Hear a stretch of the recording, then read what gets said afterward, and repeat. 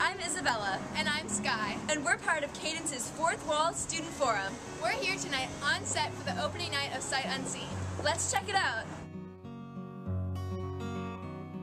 I love the way the play is structured in terms of its time sequence, because it takes place in 1990, 1975, 1973.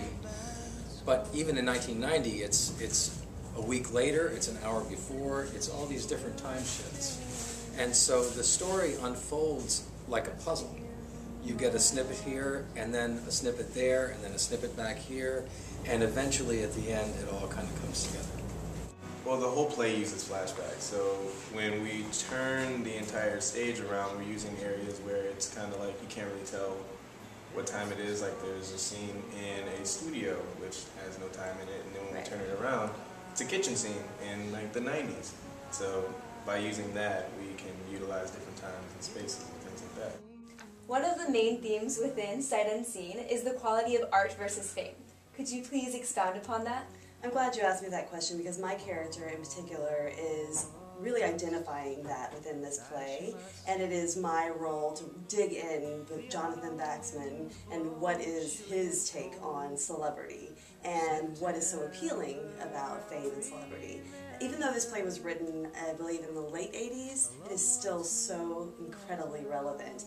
Even more so, I believe, now that we have so much more access with the globalization. And celebrity in America is at an all new level of, you know, frenzy and social media. And I believe that a lot of people are going to be able to tap into this and find their own connections at art versus fame.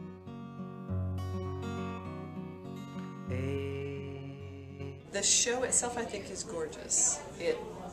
It does talk about past relationships and what happens to them years later. And as I get older, that gets even more interesting. And this was beautifully done. Thank you. I'm glad you enjoyed it. Loved it.